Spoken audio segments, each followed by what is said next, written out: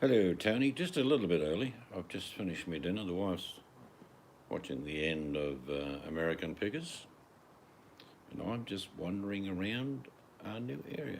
Haven't even had a shower yet. I know you're a good hour away for that.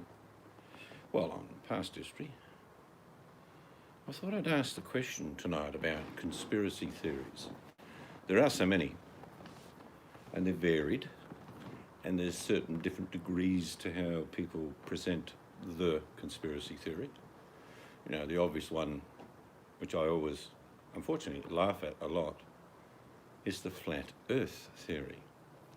There was a Canadian who actually died recently going up in a rocket to prove that the world was flat. Well, the only thing that ended up being flat was the Canadian. I'm not sure why people believe that it's a flat earth with a dome. I've been up pretty high in the sky, very high, and the earth has a curvature, not a sphere. But there's so many different theories about all different things. I mean, if you're on YouTube, you can see any given day that the world is going to end based on some theory. Like there's a hidden planet about to crush us. Yeah, I've actually listened to people in the past, in real life and online, about justifications about why the earth is flat. And I'm afraid I'm too logical, and I laterally think, and it doesn't make any sense. It doesn't hold any true value. So, I mean, to give you an idea, there are thousands of satellites orbiting, that's the key word, orbiting the Earth. Now, if they were all on the very edge of this flat Earth, they'd all collide, even at different heights. There are thousands of them. But a sphere multiplied by the divisional numbers gives them plenty of room not to hit each other. But a flat Earth would not allow that.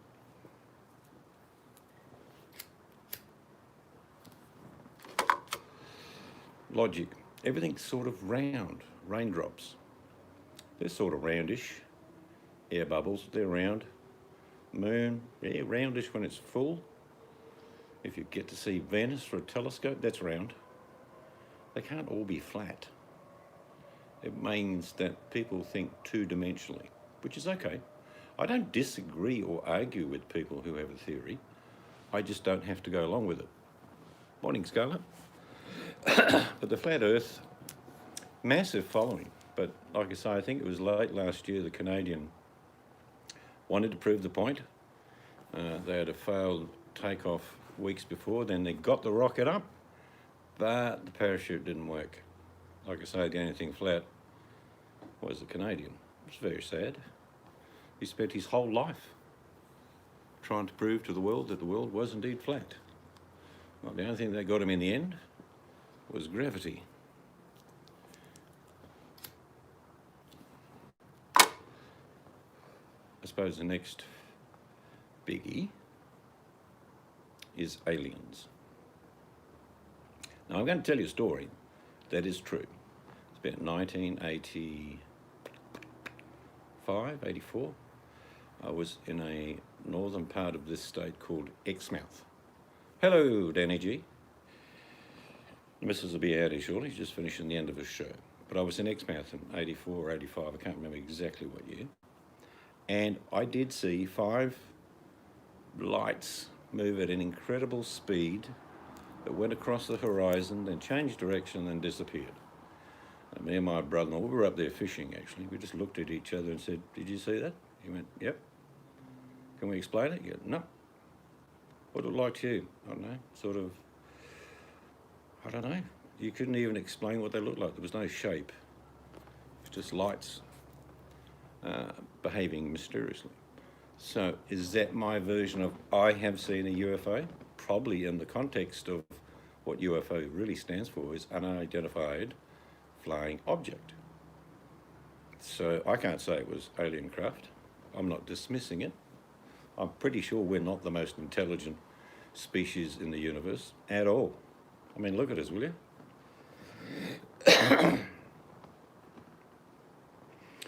It's like I say, these lights were trying to give you a concept of how big they look to me. If you looked at, say, a cat's eye from about 5 or 6 feet away, so it looks about, I don't know, quarter inch. Take that up in the sky, and there are 5 of them following each other. I, to this day, don't know what it was. Now, there is military bases around that area, but the lights moved in such a fashion an aircraft could not do. So, like I say, we were just fishing, sitting on a campfire, leaning back, looking at the night sky, which was beautiful, and then out of the blue, and we went into town because we were out on the peninsula fishing. We came back into town and said to people in the pub, "You see anything funny last night?" And someone said, "Oh, no, I didn't, but Barman over here reckons he's seen lights in the sky." So we weren't the only one. But I still don't know. That was what? Say it was 85. That was 35 years ago. I have no idea what it was. I've never met an alien, as in sat down, had a beer with him and said, "How you going? You're good, we're from a planet." Blah, blah, blah. Oh, good. How's things over there? So I've never spoken to one. I haven't seen one. Speculation in regards to them is that we don't know.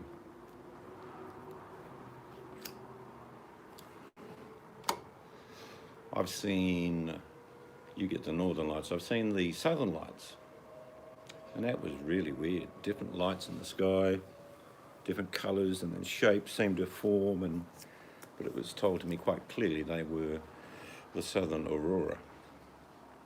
Beautiful, all the same. But as far as conspiracy theories go, I think that if you have seen something or been somewhere and something's happened and you're a witness to it, well, it's first-hand. It's like I'm explaining to you, 35 years ago, I saw something I cannot explain. It wasn't aircraft, because they can't turn at 45-degree angles at the speeds these things were doing. So that's not, it wasn't that. So, don't know. I have no concrete evidence to prove it to you. I have my eyewitness, myself and my brother-in-law at the time. We witnessed what we saw. What we saw, we don't know what it was. It doesn't make it fact, it makes it mysterious. It's like, I don't know what it was. I mean, like I say, the big one, of course, that always pops its head up is the flat Earth. Oh yeah, the Earth's flat. Then you'll get into great dialogue with people and they'll explain how and why. I'm thinking, no, it doesn't work. It doesn't work mathematically. And it's like, you know, if you explain to them, well, how can we see, like with the Hubble telescope, which is in line with the Earth, and we can see all parts of the galaxy. And then you get the big answer. Oh, the galaxy's flat. Honestly, that's what I was told. It's not my belief. I don't believe the Earth is flat, but this person was coming up with all sorts of suggestions to say that everything's two-dimensional, basically, with domes. And they go, nah, it doesn't make much sense. So, like I say, the other one is like Area 51, going along with the alien type thing. What happens at Area 51? Are there frozen aliens that died when they landed and they've been experimenting on them, and maybe they've got some technology? We don't know this. You know, it's the stuff of maybes and could-bes.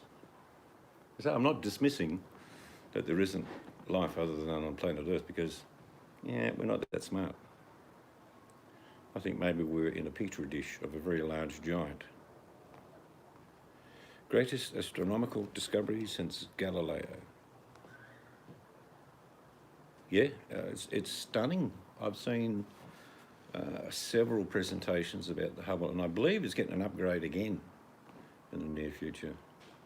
There's a new one going out, apparently, replacing Hubble. Be interesting. But it's like, in the realm of fact and the realm of fiction, it's a mixture of the two. You have some evidence if you're witness to something, but if you can't explain it, it's not fact. Do you know what I mean? The human mind has one of these things that makes up the difference between dotted words. Like if I said, "Tony, you can go and get," well, you don't need me to say it because you know what I would be saying. So our mind transverses and says, well, I'll just fill in the gap. And that's what we do on many occasions. Science in itself is a stumbling block of failures until a success is found. To give you the greatest example right now of failing until you get success is hundreds and hundreds of medical research into a vaccine. So there's lots of failures and eventually there will be a success. My flat earther friend Tony says, insisted that those awful shootings in New Zealand were fake and all CGI, and he would get so angry about it. Really? What if he went to some of the fake funerals? You see what I mean about having a little bit of knowledge and a theory and throwing them together to make them fact? It's for me, it's not logical. If I saw an alien walk up my ramp now and he said, "G'day, how you going, Seeds?" I say, "Geez, you're tall white. Sit down. I'll get you a beer." Righto. That would be fact. And he'd be walking right through the camera lens now and you'd be seeing him. Well, maybe his knees because he's very tall. But it's the human mind will fill in the gaps that are missing with something we can correlate to. We can say, well, that makes sense. So that's what happened. That's a fact. Not really. If you've got pieces of a puzzle, if you've ever done a puzzle, you've still got 500 around the board, you think, well, that one will fit. No, doesn't fit. Well, make it fit. Cut one of the edges off. Well, yeah, that's sort of just filling in a gap with the piece that's not really supposed to go there. But what's some of the conspiracy theories, not asking what you follow or what you believe, that you've heard of that you think's worth discussion? Like I've mentioned flat Earth, aliens, Area 51. There are millions of theories, by the way. I'm just wondering which some of the subject matters you are interested in. QAnon. Anon is such a wide use of words and things. You have to give me some more information. See, I can fill in the gaps on that, Scarlett, but give me some more information.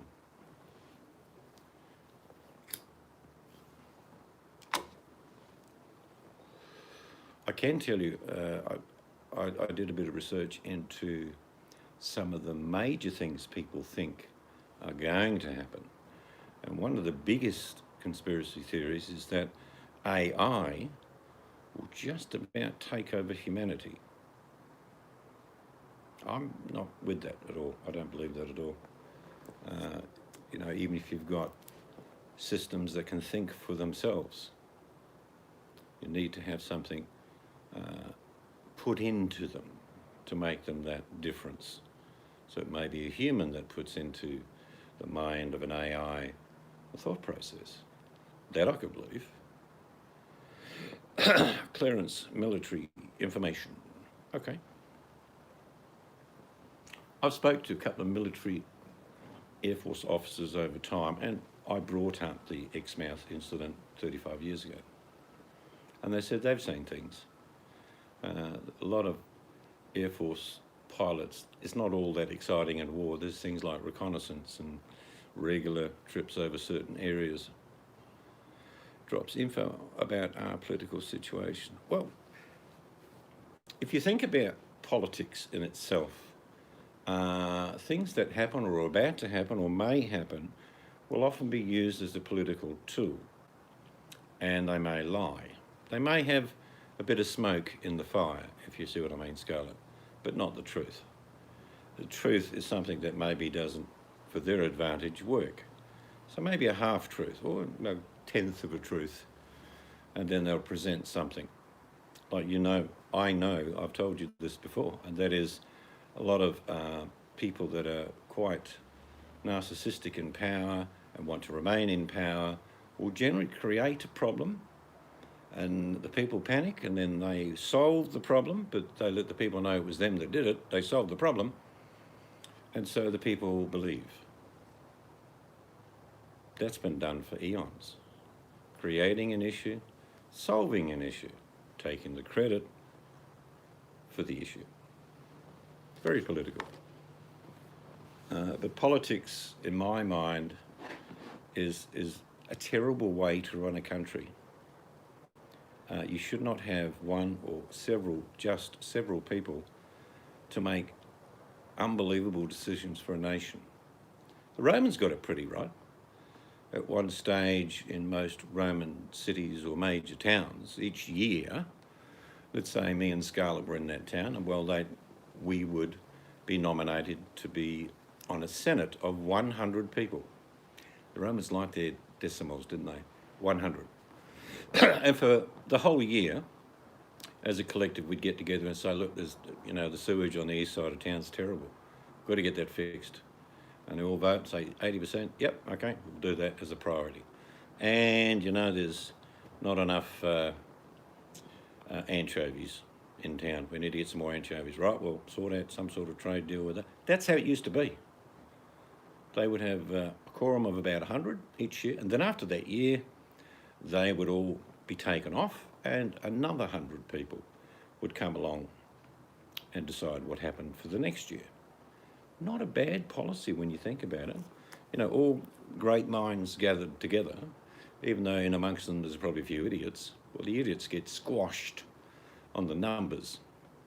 So it's not a bad way to do things. But if you give people power and the ultimate power, you don't have someone who leads the country. You have someone who, if they wish, on a whim.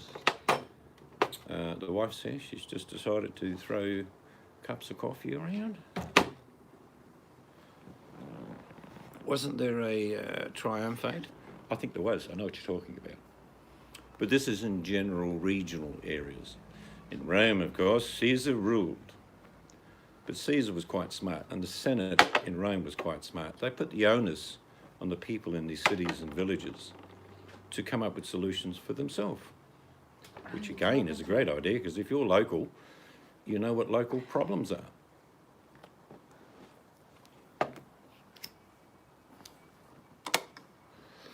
And on the very quiet entrance, you probably have noticed that Mystic Angel has arrived. Thanks for the coffee. Very nice. Who are you talking about? Scarlett's here. Tony's pre-shower. I think he's still here. Aye. Jan and Bruce is here. Hello. Hi, Jan. guys. But conspiracies in themselves are not a problem. It's thought process. We do. The aqueducts, sewage, roads. In fact, most of the UK still has its main roads on the old Roman roads. Not so much in Australia. No Roman buildings here in Australia. Here's Danny G. Hi, Danny. But like I say, conspiracy theory, whatever it is that's in itself, is just a issue. Because the words are used, conspiracy and theory, it doesn't mean it's fact. Because if it was something that was a fact, would be presented with the evidence, laid before the world, and there you go. Indisputable. But when you come across conspiracy theories, there tends to be a great deal of speculation on why. Sometimes people's theories like the Earth is going to end every day. This asteroid's going to hit us. Meteor showers coming. Just movies made out of this stuff. But on YouTube, on any given day, you can see someone who's saying the world is going to end on the 30th of June. Danny G is a Q follower. I don't follow anything, to be honest. I like to delve into and put both hands and open things up and think, no. Yes, your weatherman says it'll be fine. Beautiful skies, and when you go out, it's snowing. He hates you. That's what it is. He knows you personally. And he does a separate broadcast for the rest of the people, but becoming Daniel Byrne, he does a separate one just for you. He says it'll be fine. Take your electrical tools outside. What about the conspiracy of Tony Abbott's 930 showers with the tongue dashing in and out of his mouth and... What? Tony Abbott, without being rude, will not be remembered in Australian politics. Yeah, just make sure At all. you explain to him which Tony Abbott you're talking about, and not No, not this Tony. yeah, not the Tony in our room, not our Tony as we call him. That's the best thing, Scarlett, is look at something presented to you and use your own discerning methods to find out truth or not. Go clean it up, Tony. Go clean it up. But because, like I say, for me, this is my beliefs on like the people that run the planet. They're nasty. They're greedy. They don't share. They want to be on top all the time, and they want 6 billion slaves at least. That's for me is not a theory. It's actual fact. It's 0.001% of the people on the earth have been born into money most of the time, have power, and money's not important to these people. It's just power. You can say they're Luciferian if you like, but they're just evil, greedy people. I don't think someone is in cahoots with the devil if they're just plain greedy, nasty and mean. They're just greedy, nasty and mean. If you want to label them as Luciferian, that's sort of giving you an excuse to say, well, they're evil. Well, they're evil anyway, without Lucifer. Does that mean devil, does it? Yeah.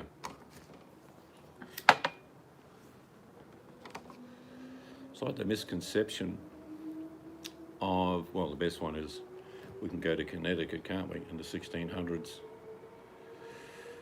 Yes, narcissistic, evil people with power. Dangerous. But we go back to this period where witches were hunted.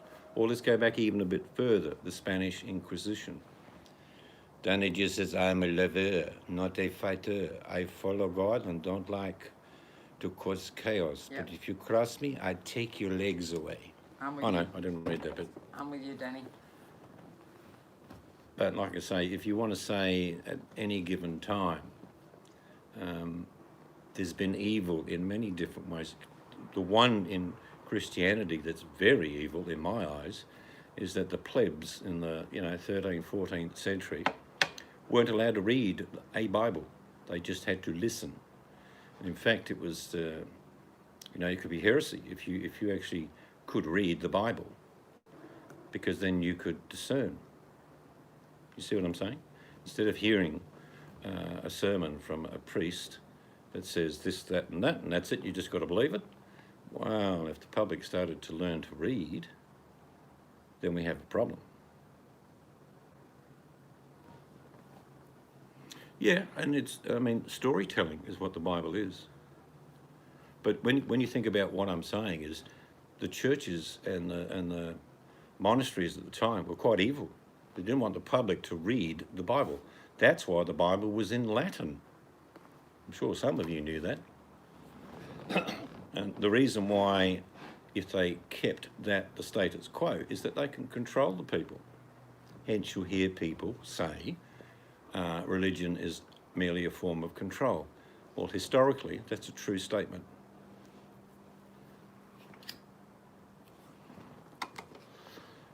Not so much the Bible, but certainly the commandments are a moral code.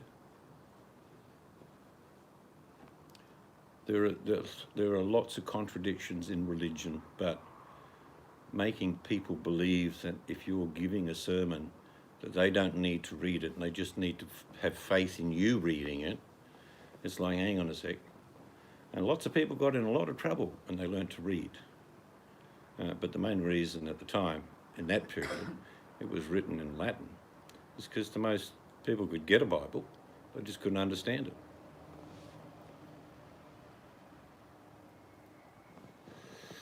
Adam says, Masons run the world.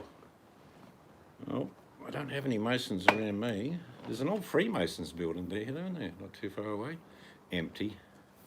Oh yeah, actually there is one. Not far, it's empty. There's a few Freemason places around. So give me, if you don't mind, you've mentioned yours, Adams, that Masons, but what are other people's views on things that are detrimental to our planet based on a theory. You could come up with things like the Illuminati or particular family groups, Rothschilds. I could go through a whole list of names, but my personal view is that the planet is still owned and run by the same families that have done it for thousands of years, because they have power and wealth. It hasn't changed much. Slavery has been abolished, or has it? No, slavery hasn't. It's just they don't call it slavery anymore. They're paid now. Well, I suppose the difference between slavery and conforming is that you don't get whipped. I think what the Tesla guy doing with the that is the mark of the beast. Well, okay. Man, this is a bit of a heavy, deep subject we've got going. No, it's not, because there are lots of people with different thoughts. John Like Howard. Danny G believes in bacon shot glasses. And I am a follower of Danny in regards to that matter. I don't care what you put in there. There's always going to be a hint of bacon. This John Howard is evil. I think slavery may eventually not exist, Scarlett, but I don't think in our lifetimes, and I don't think in my grandchildren's lifetimes either. When humanity can come to an understanding that love and peace can actually do so much for everyone. I'll give you my example of why I say that. Imagine being one of the big families on the planet that's been wealthy and running the planet for, say, 5,000 years, and they're still doing it. How do they sleep at night? Do you know what I mean? It's a habit. They don't care. Like, they don't care about thousands of people dying or a war being created because they manipulated it to happen. So eventually that's got to end. And one person recently said to me that a civil war is going to unfold in the United States. And I'm thinking, how much rain did you get last night? Oh, about an inch. It was huge, Daniel. It was really a lot of rain. Oh, you got to have yin and yang. Got to have negative, positive.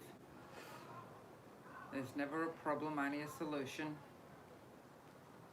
The planet won't be around in 50 years. Okay, do you know something we don't know, Ross? No, we don't get any flooding.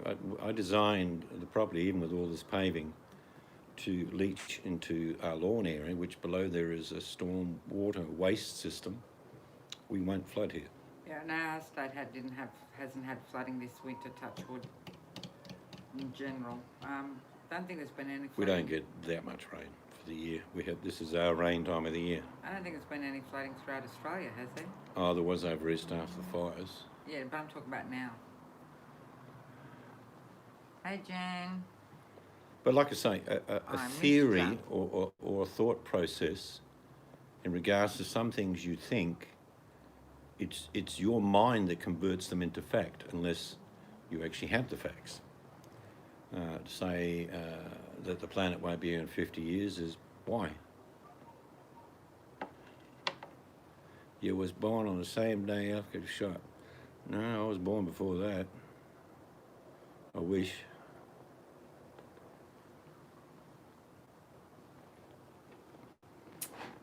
Well, the planet will end for me well within those 50 years. No problem, I'll agree with that. I don't think I'll make it to be like 110 or 120. The 50 years has got me. Yep, my Earth will end for me within that period. That's okay. No problem.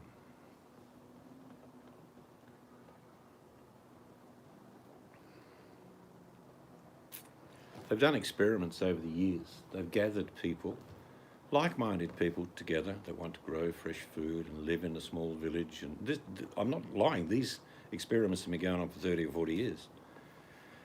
And invariably, these nice, kind, loving people, normally they're working groups of 20 to 30, because that's an old anthropologist size for a village thousands of years ago. It was 20 to 30. And invariably after about a week, there's some bitterness. I should have been the cook. Why is she the cook? Why have I got to get water? The humanities come out. So the idyllic understanding of what can be as living in love and harmony is broken up by human frailty. We are very fickle as a species. So all these people talk love and harmony and togetherness, end up in conflict. Only time that happened was when everyone was on a LSD. I'm streaming, Daniel, from the Hubble telescope. Me and Carl Sagan here. Glad you could join us. 5G will get us very soon. Okay. What will happen to us with 5G? Are we going to fry like we're in a microwave? Yes, it's a phone, Daniel. Carl says yes, it's a phone. Carl Sagan would have been fascinated with iPhones. He's still... Is he dead? Oh, Carl's been dead for a very long time. Very long time. I should keep up with the news. Before the turn of the century, I'm afraid. Oh, okay. Well, that is a long time ago. I think it was something in the 80s, early 80s or late 70s.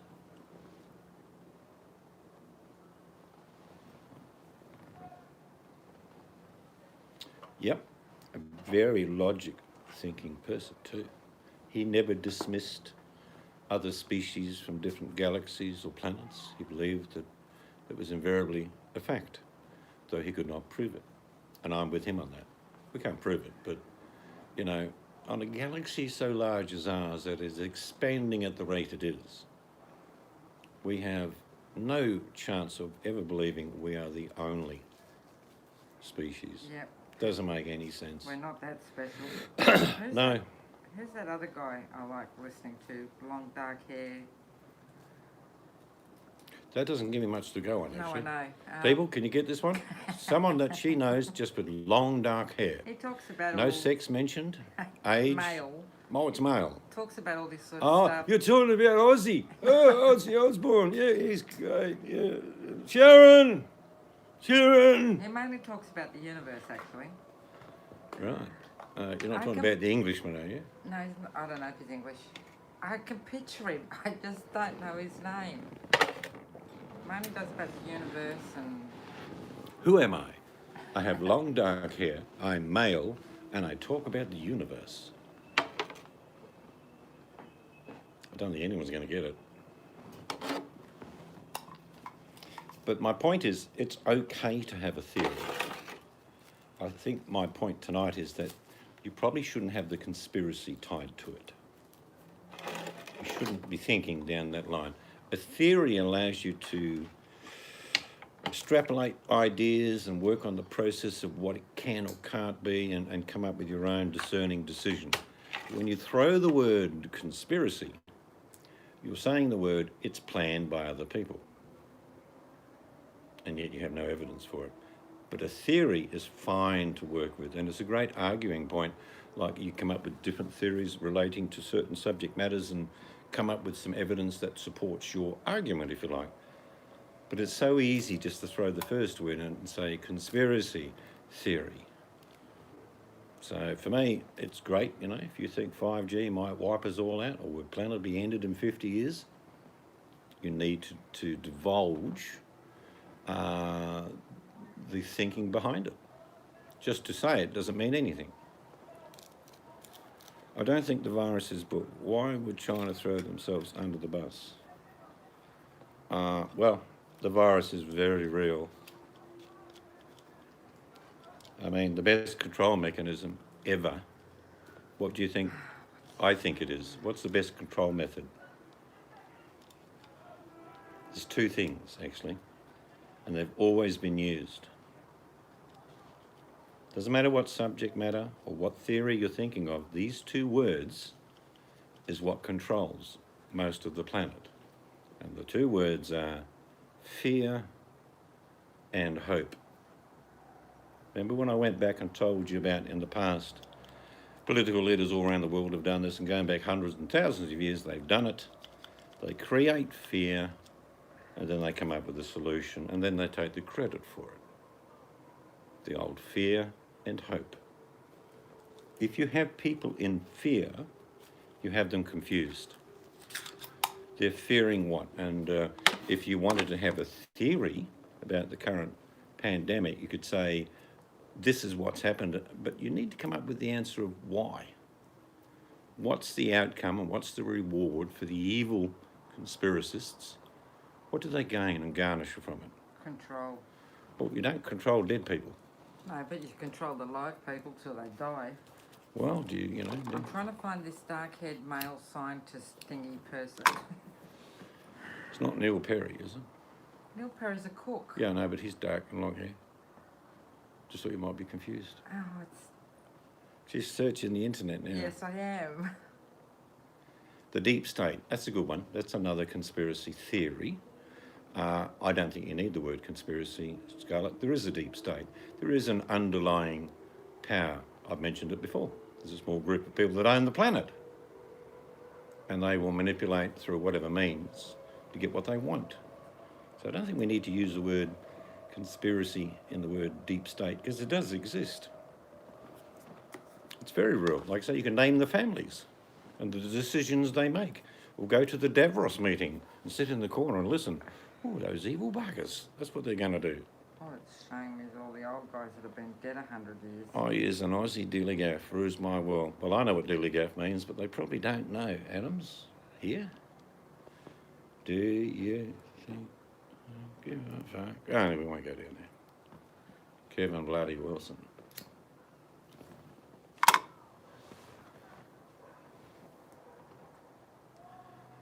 I know, and I give a fried egg.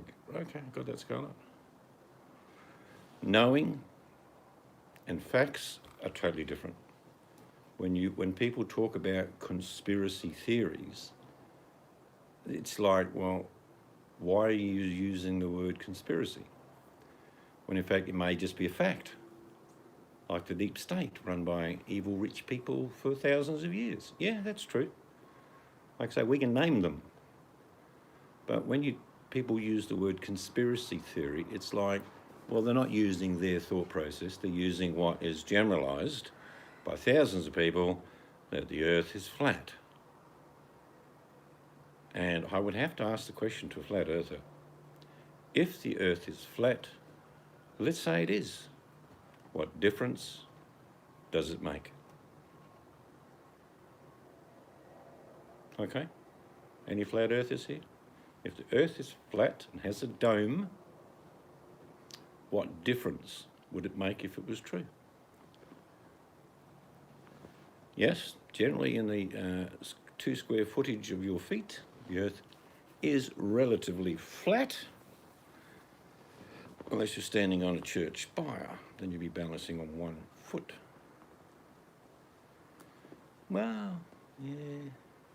See, that's my logic, Scarlett. Everything else is round.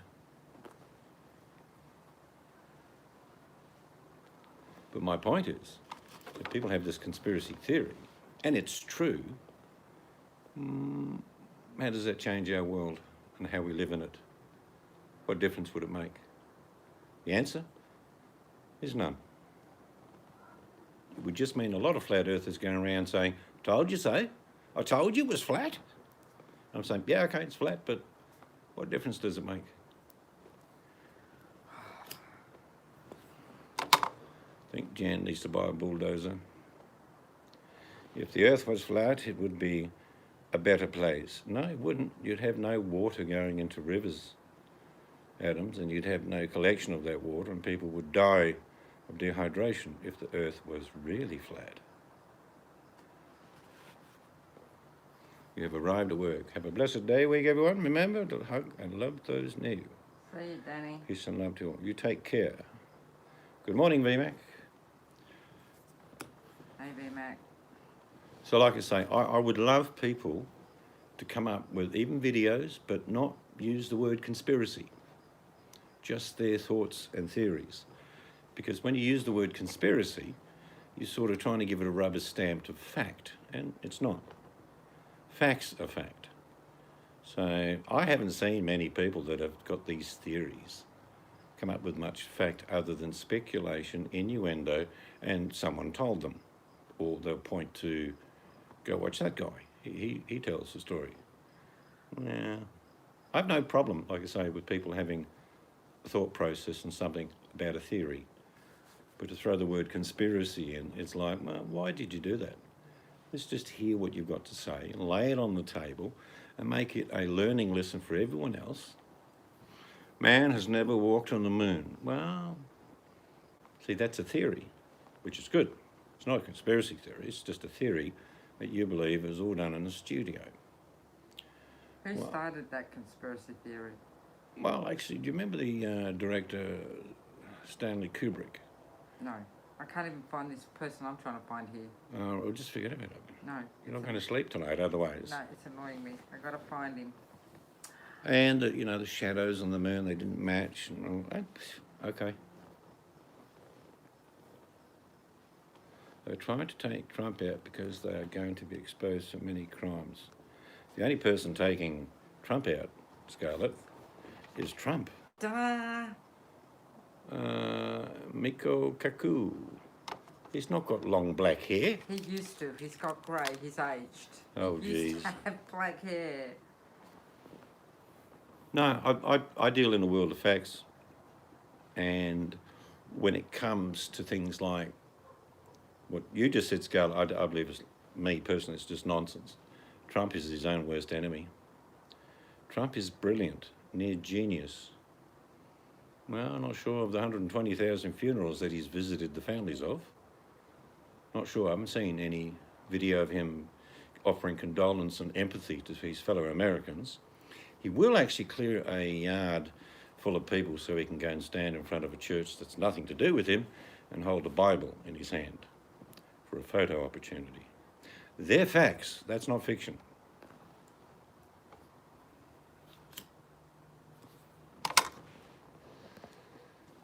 There, I put his name in the room. Just because if I said something, it doesn't make it true. I think that's what VMAC's saying as well. Just because I have a thought process, and as long as I don't use the word conspiracy theory and I come up with my theory, it's okay. And everyone's happy to disagree with me. I'm happy to agree to disagree. But our thoughts are our own, so we can make and discern what we believe is fact. I know you love President Trump, Scarlett, but he has not got a goat's nut in hell's chance in November. At all. Just want to break that to you gently.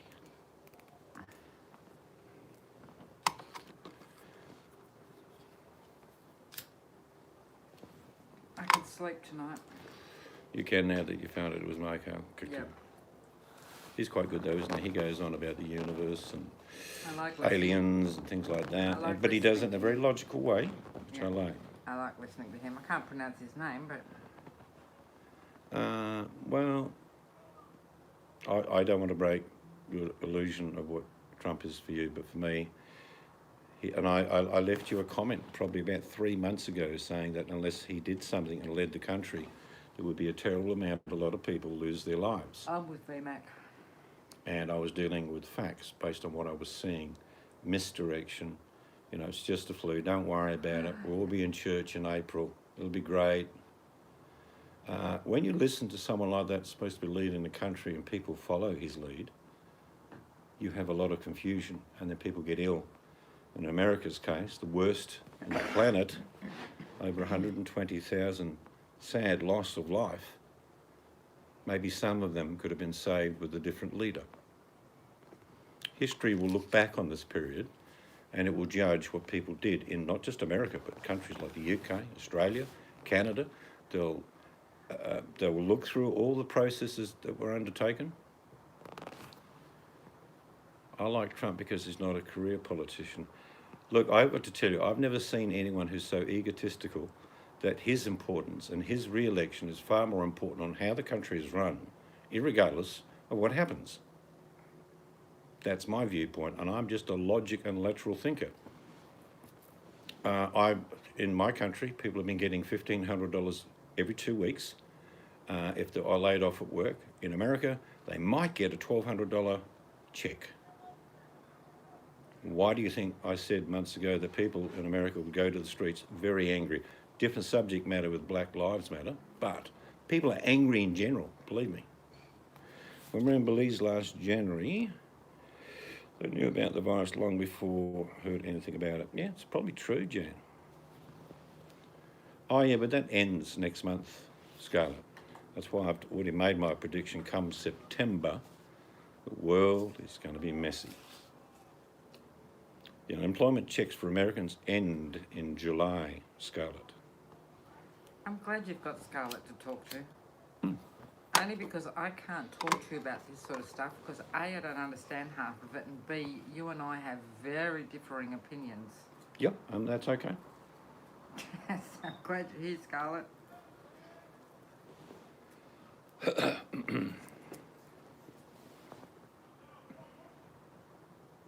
Trump is taking down the Federal Reserve. No, he's not.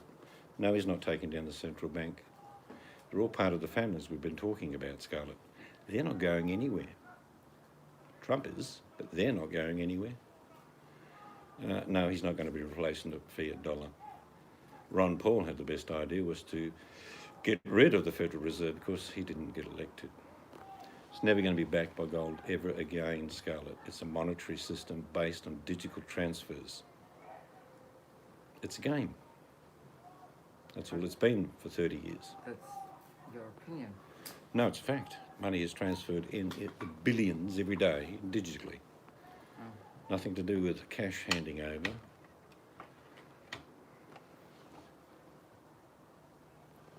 You can't print money with nothing to back it. Well, that's what the US has been doing for 40 years, Scarlett. The printing presses of the United States, backed up by the Federal Reserve and the central bank. That's right. Federal Reserve's got nothing to do with America.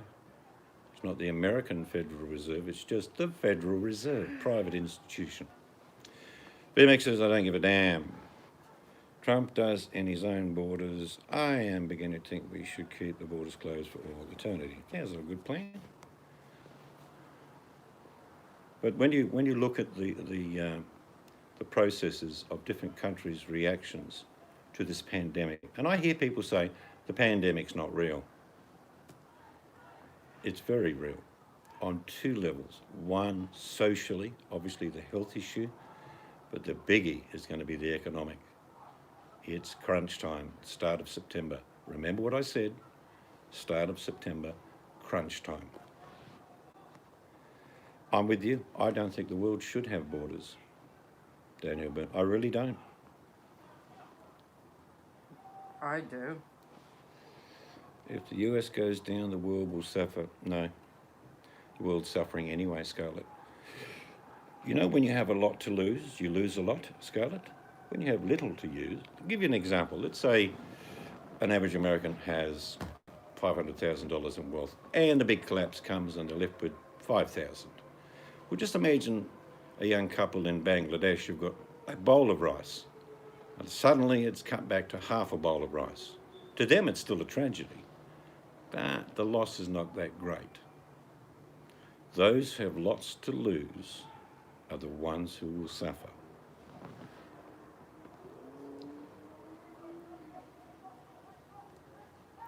What does, I mean, for me, mine's metaphoric. You will have borders, like Australia's got a border, it's called the ocean. But the USA is not the be-all and end-all. In fact, the standard of living for most Americans, and I mean most Americans, is not good compared to other Western cultures. That's not demeaning Americans, that's just stating the status quo. If you look at some of the statistics done by different institutes in America about poverty lines in regards to income, America falls at about 35% poverty. In other words, they live under the poverty line. What did Daniel say? We are about to go to Mars. What border is that? Everybody will claim that. Not sure.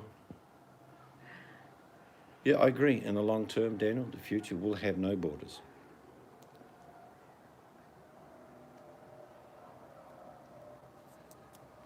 But I mean, without being rude to you, Scarlett, believe me, America, for the standard of living for most of its people, is not good. Really is not. In fact, you can go and look at the statistics that I don't make up, but the world has been doing them for about 80, 90 years on standard of living and income, disposable income and things like that. America is nowhere near the top.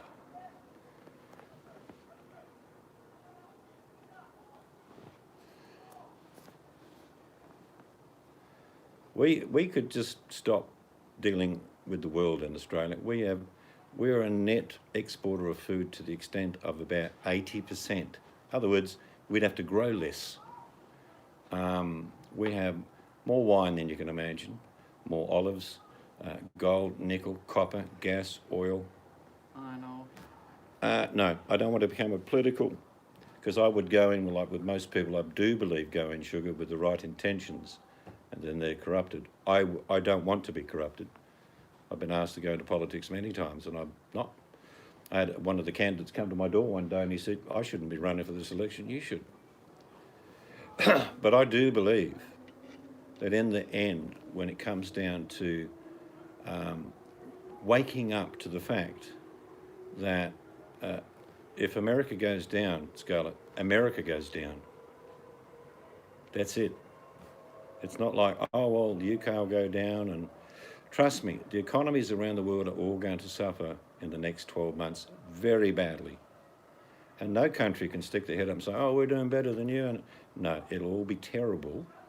What the difference is, you need to be resilient, and the populations of each planet need to stand on the ground and say, right, we're buggered, but we need to start again.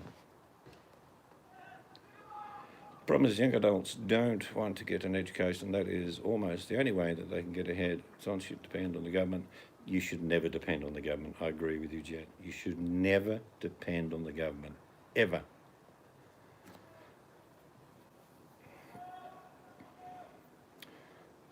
Look, I mean, the thing that's changed in the planet in the last 40 years is that all the meaningless tasks that we used to do in our own countries, we've exported the trade elsewhere and we just buy the products. That's it. The government provides a service to the people. No, they don't. When the people stop needing that service, the government will be of no more. I don't think any part of the world needs the king ruling over its people. Yeah, the government doesn't do anything for you. You're just part of the wheels in motion for them. Welcome back, Tony. Welcome back, Tony. Get you a star because you said welcome back. You know, the old thing about change, I mean, how many times do you hear this in political messages? It's time for change. That only ever comes from the opposition, by the way. You know that, don't you? When you hear politicians use the word time to change, it always comes from the people that are not in power. Because it's a sentiment most people have sort of gone weary on whoever the leader is at the time, and they say, yeah, it's time for change. That's a good slogan. I think you meant to write indeed, didn't you, Tony?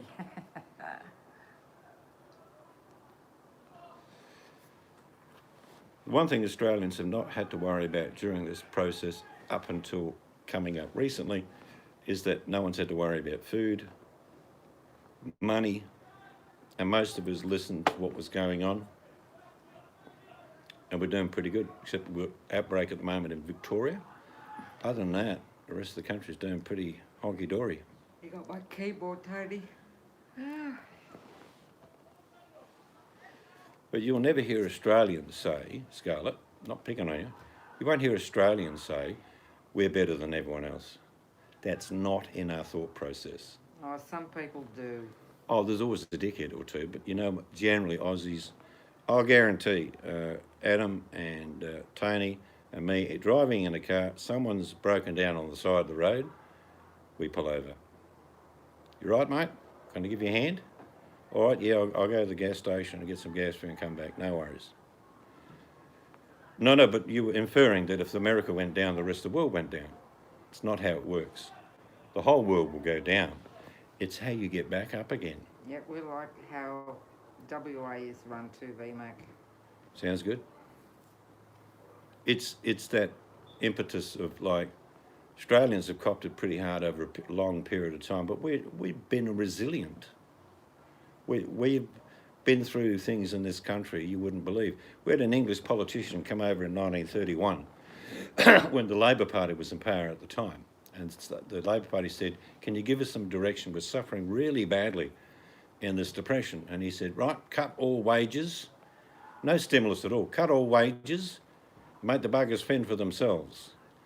In hindsight, it's the best thing he ever did. At the time, it was very cruel. But Australians have been very resilient ever since. Yep, that's true, VMAC. Everybody will. You'll find other ways. We will survive. I think the USA is our fifth largest trading partner, but mainly they buy stuff from us. We don't buy a lot of stuff from the US and Australia.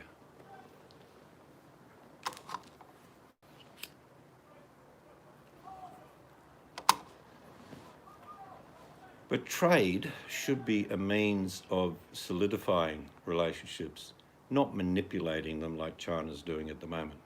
It's a huge difference.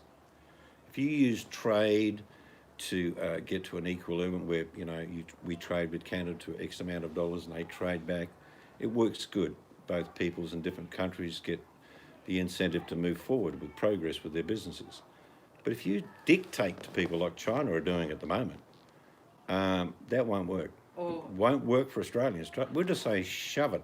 or gamble with people's lives, or use people. Yep, that's true. Australians, to a mass, they've done the survey. 85% of Australians have said, tell China to stick it up their ass. That's an official survey. The US has only been in a world power since World War II. Yeah, but it's not the only world power. And not that long in timeline of the world. No, certainly not. Socialism is the enemy. Look at Venezuela. Well, a lot of people rely on socialism in the United States, Scarlett. Don't you? You can have your cake, but you can't eat it at the same time. Great title, chick, yes. Americans would not survive in Singapore. There are no food stamps. There's no social welfare. There's no dole or, security checks. None of them. You either work or you don't eat. The Americans have a social safety net in place to an extent. You got cool weather, chick. Or the air conditioner's in. Americans survived the Great Depression. Well, so did we. But there's been two major depressions. One was 1891, which was a weird one, really, because it was due to the overproduction of railway lines and carriages that people couldn't afford. The 30s was different. People remember the Depression in America as the Dust Bowl, people in soup lines. Well, we've seen the conversion different these days. People aren't walking in a soup line, they're driving in a car.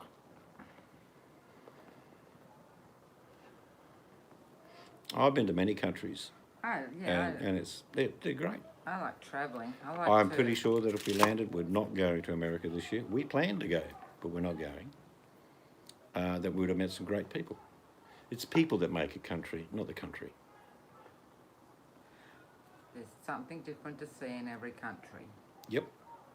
So, But it's usually the people we've met on our journeys that have made the trip more interesting. It was a lot more to do than just the stock market, but yes, that was the impetus for the next 4 to 5 years of hell.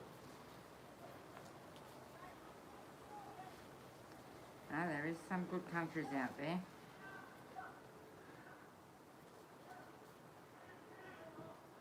Now it's football. Everyone's back to playing sport here.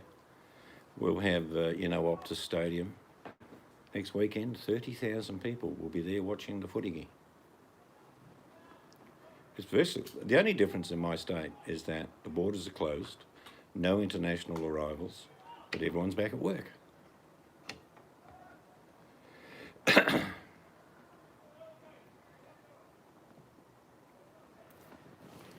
Yet people make the world spin around, not countries or their leaders.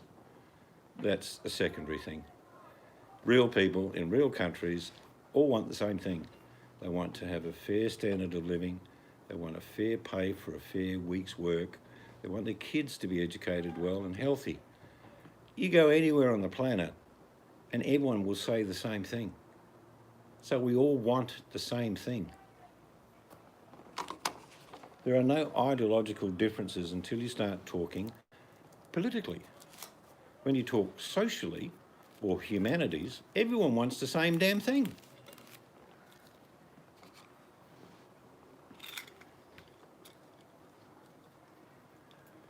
My slow pitch session has been read. Yes, I'm for all slow pitch rather than fast ball. I used to have a good arm on me when I played sport. What's your weather today? Really, Matt? Cold, windy, snow? Not wearing a jacket because it's summer?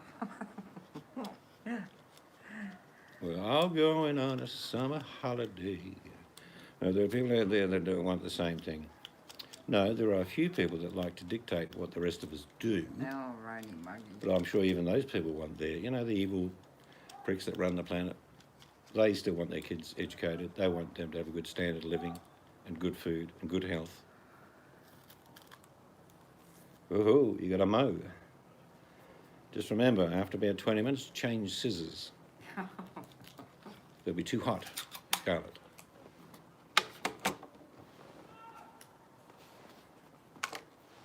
I've met a few Canadians in my time. They're usually like Aussies. They're funny. They like to take the piss. And they like a good laugh.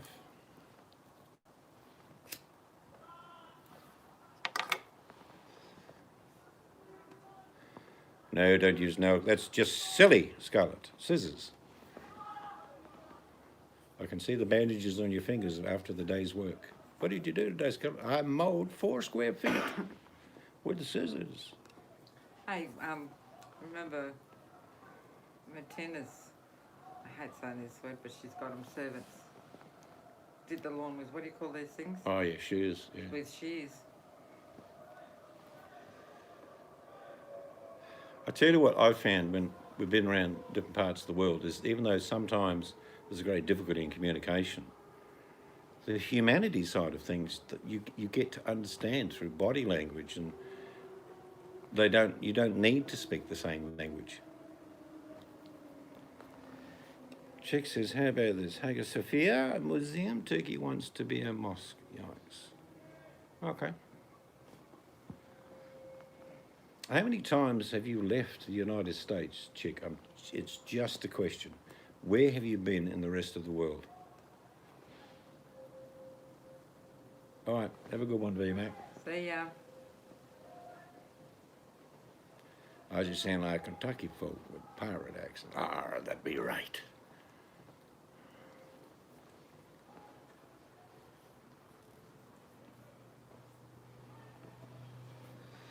At any given time, and these aren't my statistics, they're facts, we have 25 million people in Australia. At any given time, 2.5 million are normally in other parts of the planet. 10% of the people are always travelling in Australia.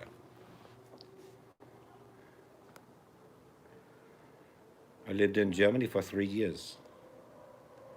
I worked for the KGB. I remember Chick saying that once before. Yeah, I think I do too. Yeah. Where have you been out of your country? Oh, that's where everywhere. Well, Tasmania's part of Australia, I suppose. Everywhere. We've been everywhere. Europe. Quite a bit of Europe. Even before we were on YouTube, we travelled. I watched the show Outlander, Daniel. New Zealand, England. Have you got a Sassenach I can have, lad? Scotland. A vacation in Italy. It sounds great. Yeah, Italy would. I was actually born in Malta. Yes. Tasmania is Australia. No, it's not. Don't you dare try and do any tourism about Tasmania being like Florida. Do you know why we know people live in Tasmania, Tony? Because they swam from South Australia to get there. Yes. Becoming Outlander. Love it. Love that show.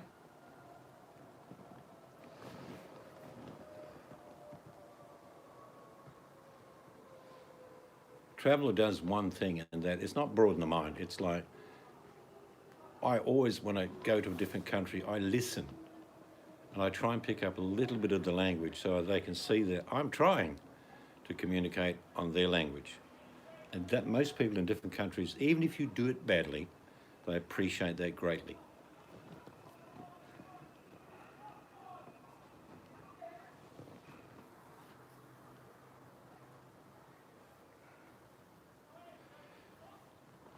We've only got one planet that I know of that we can live on.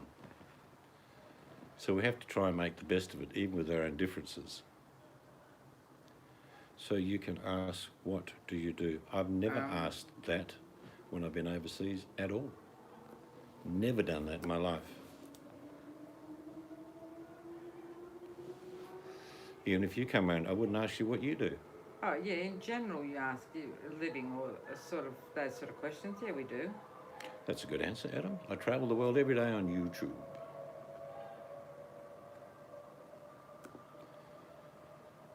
Yes, you definitely work for the KGB, you chick. In all these countries, espionage. Yes, start a rumour. Let's make it a conspiracy theory. Chick works for the KGB. No, I'm just kidding, chick. Just making that up. It's interesting getting people to talk, and actually what I do, I ask, well, what was your life like? Or not so much like that, but I normally ask what they like doing. It comes up in general conversation. People start just to talk to you about their life. But have people asked you that? Yes, they have. Not very often, though. No, they have. They asked. They asked, when we did the bus tour, the couple said, what do you do? What do you do for a living? And I said, I'm an international spy, but don't tell anyone. What do you do for a living? What do you do back in Australia? Yeah, we get asked those questions. Hobbies. Yep. But in general conversation, it's not an inference to answer. So they didn't let you back in. You're a double agent. Once worked for the KGB, now Interpol. Everybody has a story to tell, and it's interesting. It's true. Eventually we'll get round to getting people to do their story. Because even us plebs, who are not important on the scale of the planet, have a wide story to tell. Some is similar to each other, some's totally different. But the story is always interesting.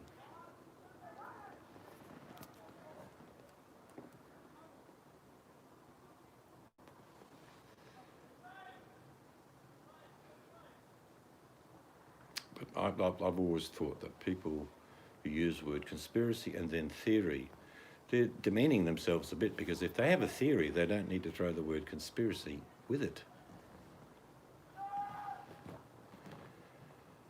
We can spend a lifetime listening to stories, Daniel, that's for sure, but we're better off creating our own. I agree. Well, people do both. There's always new memories being created. You've got memories, and there's new memories to be made.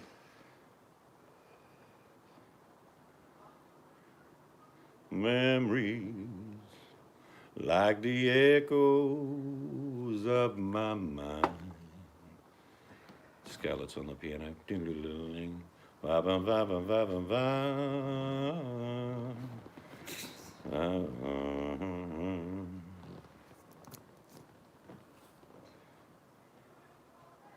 Life is wonderful. We just don't get a lot of it. Life is a gift. Open it. Mm-hmm. Or every day is a gift. Open it.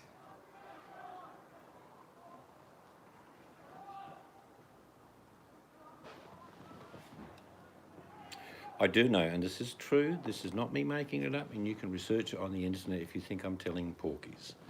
There was a department created probably 1948, 49, that was actually designed to tell little fibs about UFOs, spotting in that area, and witnesses were coming, but they're actually all working for the same department.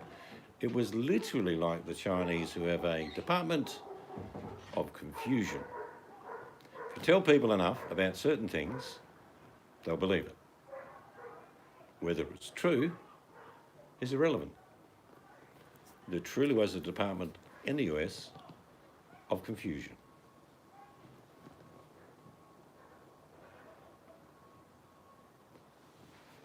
And it hasn't gone anywhere, by the way.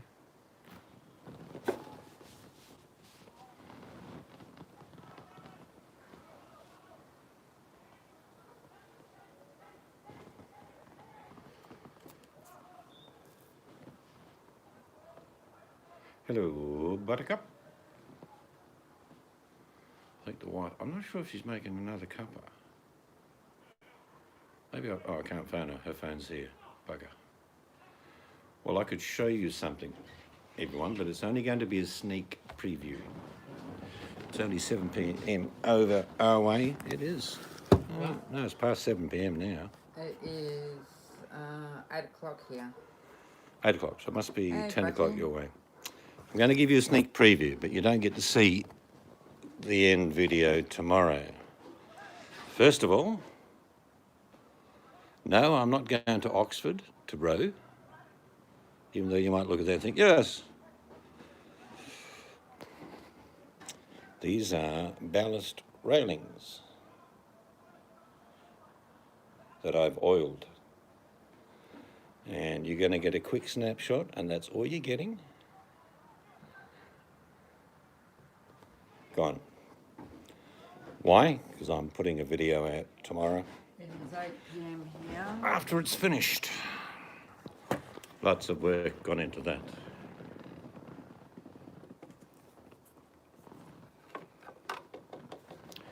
And at the end of the week, I'll do a little video about... No, it's not Jarrah. No, it's not. It's a Meranti, which is a hardwood.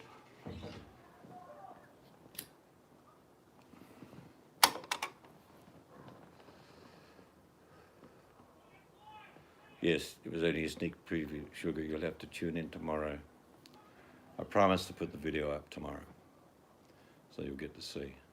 Looks really good now. It looked really great when the ballast railing's on it. What should I put on an oak bench outside? Don't use motor oil. Is this oak bench weathered, or is it still quite smooth as far as the surface? It is important because there's a couple of methods to do. If it's smooth, there's one way to do it. If it's weathered, there is another way. Documents which support to be facts and truths, some are just, yeah, nonsense, in other words. Well, it was very light before I started oiling. It's got 3 coats of oil on. It's just a long log cut in half.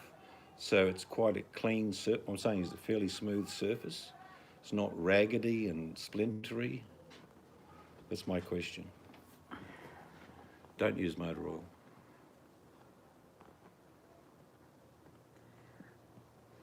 Sugar's Wally. Am I blind? Is it too dark? Not really used to. All right, with the chainsaw, here's my answer. If it had been a fairly smooth surface, like a nice bench, I would have used something like teak oil. But because it's quite raggedy and it's cheaper to do it this way, is buy a big container of linseed oil. Linseed oil is not dangerous in any way. You can grow plants in a pot if you put mineral oil, is another one. But linseed oil is the old method and it works really good. But if you have a good bench and a good surface, you use a good oil. Linseed's good. You could use hemp oil, but linseed goes back to the early days of the flax being harvested on the banks of the Nile when Queen Buttercup ruled.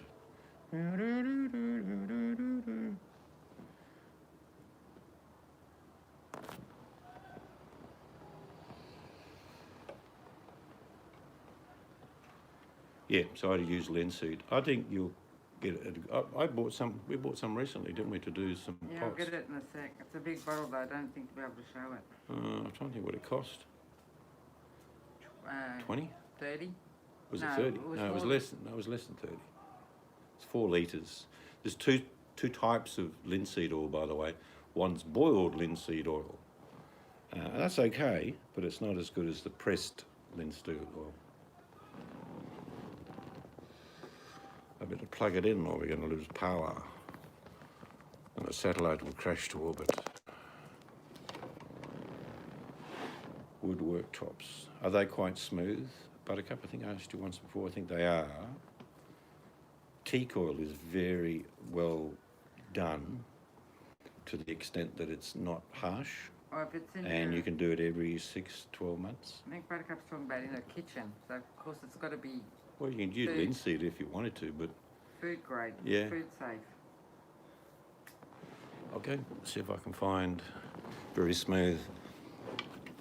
Oh, there it is. There. Fine. When it's in shot, I'll hold it up. Find very smooth. Just tell me when it's in shot. Oh, it's lag. Give it a sec. Okay, it's in shop. I can't see it or read it. I'll go a bit closer. Be easier if I put it down and put the bloody camera on it. Yeah, it would. All right, there you go. But he That said. is anti-mold linseed. But he said it's very smooth oak wood. Yep. Well, I mean, just to be sure for yourself, when you do next go to a hardware store, tell them that you'll be cutting up food on the bench and whatever. I can tell you linseed oil won't hurt you at all. Comes from a plant. We've got a lot to do, Flax. Daniel. That's why we've got a big bottle. Yeah, I'm just going to stick a straw in it. Have a cocktail.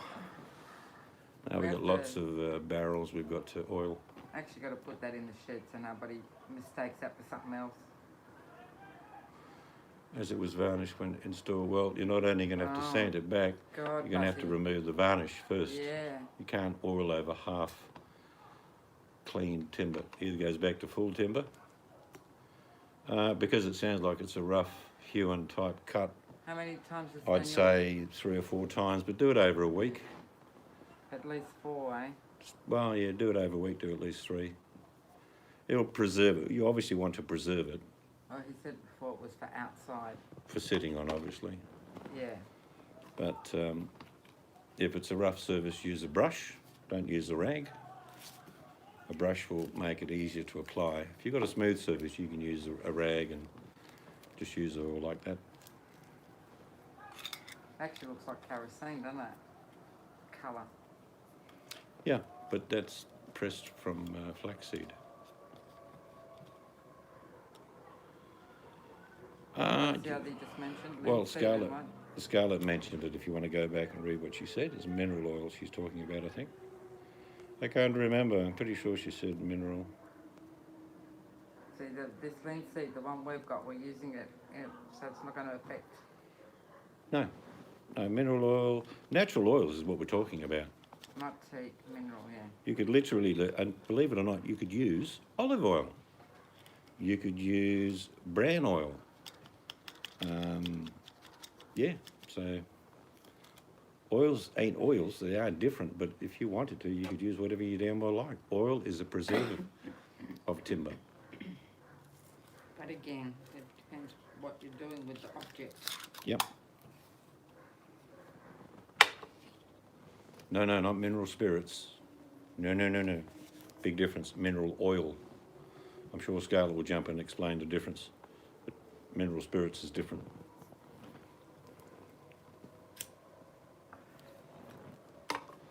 You're literally talking turpentine, which is not a good thing to use. It is an oil, but don't use that ever.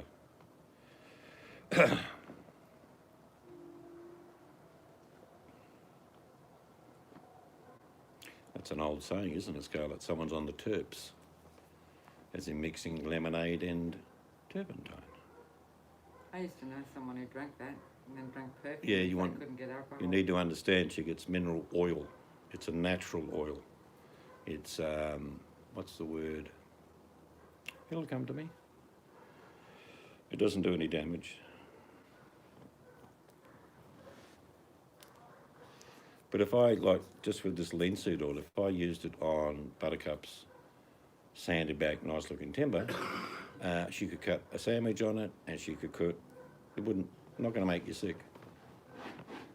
Linseed oil's been used for centuries on boats, in a part of the last 200 years on cricket bats, on timber that's been installed. I know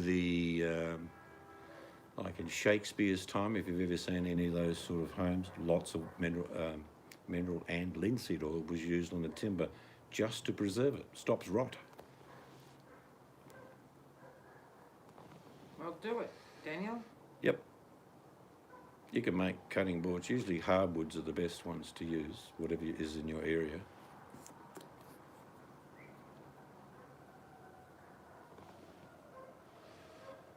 No, it is messy, but it depends how thick your varnish is. If it's really thick, you're basically better off using a paint stripper. But if you're going to do that, I wouldn't want you to do it. I'll come over on the weekend and do it for you. Yeah. Anyway, so oak What? would work. Oak. as a Oak is chopping good board? hardwood. Yeah, oak's always been used. It's a very good timber. But with all timbers, whatever you do, See you, Tony. see it, Tony, you need to let it leach. All timbers, hardwoods in particular, in different time periods for each timber, they leach oil. So you need to let it leach. Like we've got a front veranda made of merbau, which is a hard timber, but it's exposed to the rain at the moment and got little stains going through it, and that's fine because we want the next 4 to 6 weeks to leach all the natural minerals out of the wood. Then I'll sand it back and then I will oil it. Pine is not really a good breadboard, sorry. Yeah, Bamboo, if you're listening, bamboo's excellent. Yeah, we've got a bamboo chopping board. So Scarlett's saying pine's too soft.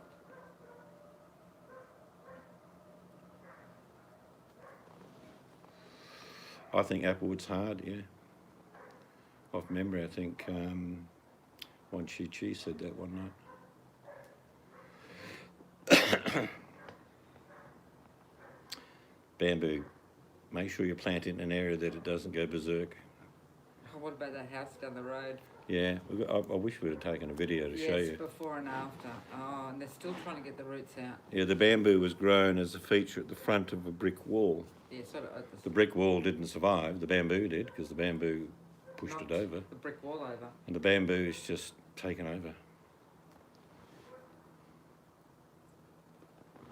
The best bamboos you get is the ones you stick in a pot. They look very pretty, not the big bamboo.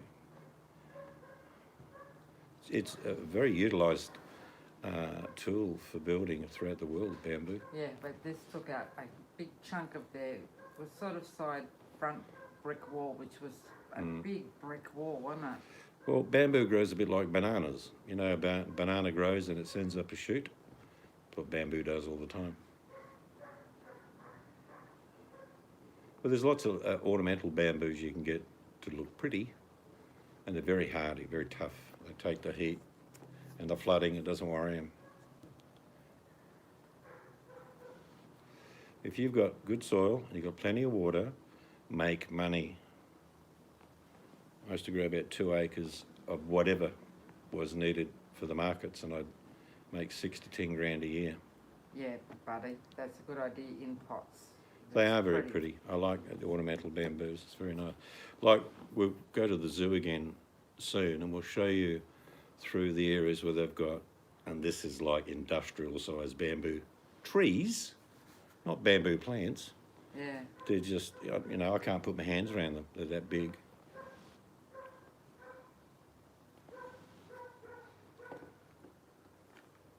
But there's quite a few invasive plants in your garden, like mint, Oh God, mint. sweet potato.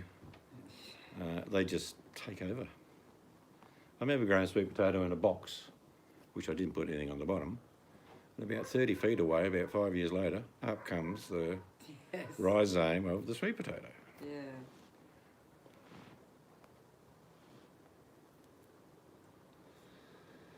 Bamboo's brilliant to work with, as long as you cut it correctly. And you can build a lot of things with bamboo. It makes a good wall, as long as you don't. But Because again, if you cut bamboo and stick it in the ground, you know what happens, don't you? It grows. yeah, again, you've got to be So careful. you got to make sure it's dried and off the ground. You've got to be careful where you plant it.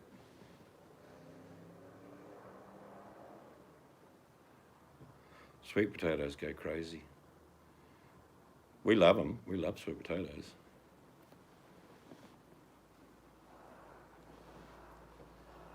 Yep, bay leaf's good. There's quite a few plants that are good repellents. You don't see many bugs in a garlic patch.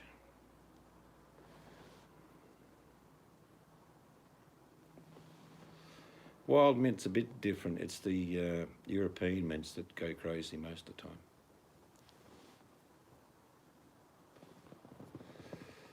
Dr. Rashid tells it how it is. The world is RIP. I don't think I want to meet Dr. Rashid. Sounds depressing.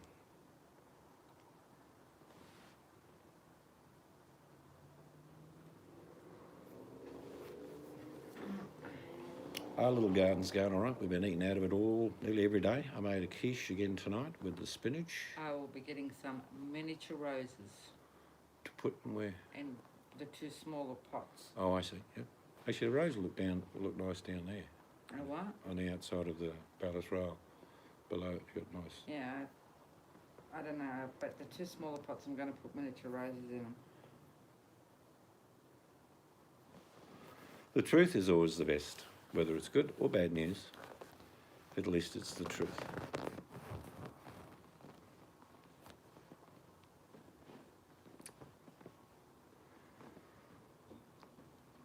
Broccoli, I should do a little video. The broccoli getting a good size because I trimmed all the leaves the other day.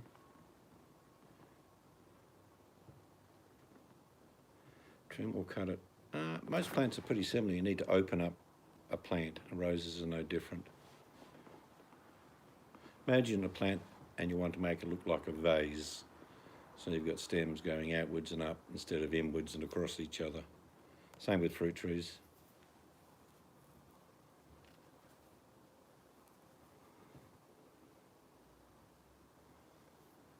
You don't have to take vaccines. I don't think that it's compulsory to do so.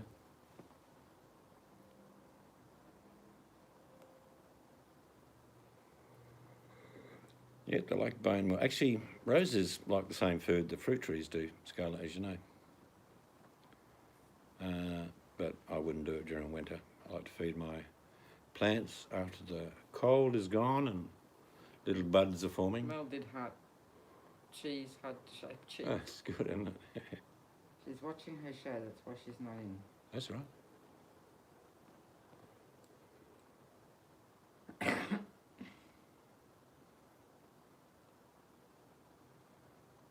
Yeah, so we'll have quite a few more plants when we get these pots all oiled up. Let them dry for a month or 2.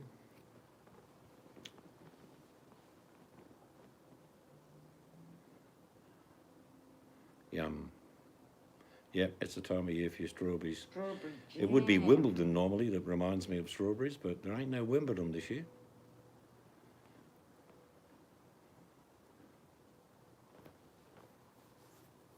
English strawberries are yum too. Ours aren't too bad, but I do like English strawberries. Yeah, we get a few. You can tell when the eagles are around because all the birds, they cower. Yeah, Daniel, you have to read up on it because you do have to trim your rose bushes. If you really, really understand the basics of pruning, you want your plant to look like a big vase. So it's fairly open in the middle. That lets light in, sunlight, to produce photosynthesis, and it also gives you to shape the tree. I won't be doing any with my fruit trees probably till next year, but I will shape them.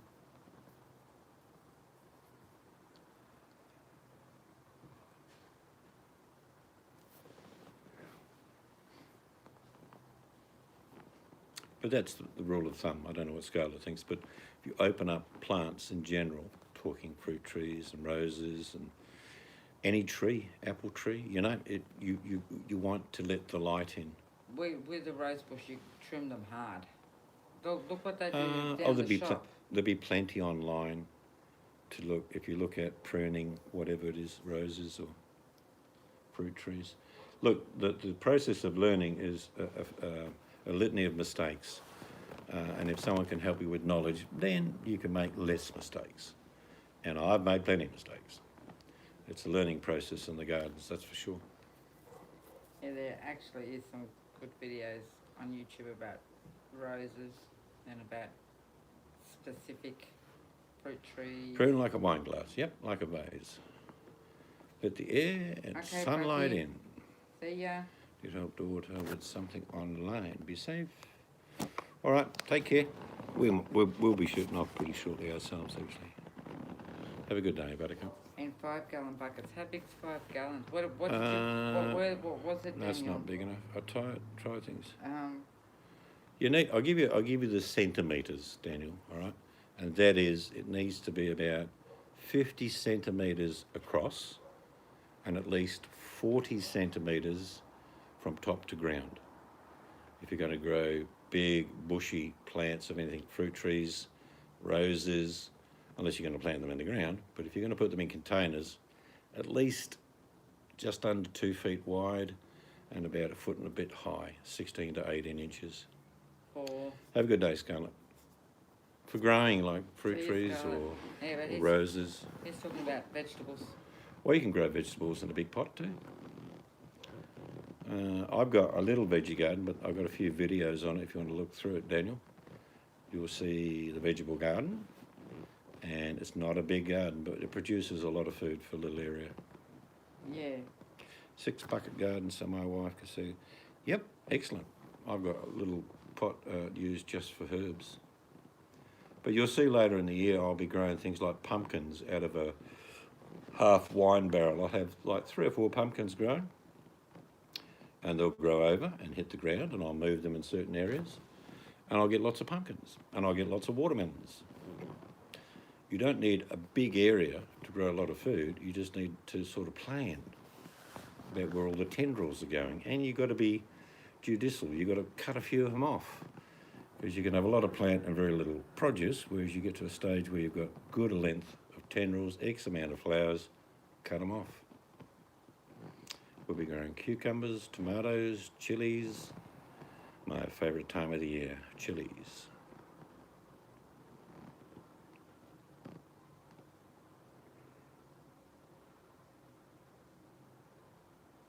Got a permanent box of blueberries, and they're probably 2 years away till they start giving us stuff, but they're there. But everyone's, I think, got to go and do things. Some have already left. Channel. Looks nice. Nice property. Just looked at a picture of your channel with the property. Look good, Daniel. I think we've got the right one, Daniel. Dropping Trees, part 7. Is that yours? Dropping Tree Part 7. What happened to the previous 6 episodes? They're there. Anyway, you all have a great day if you're just starting it. If you're like us and you're about to go to bed, sleep well. And we'll see all of you next time. Bye-bye.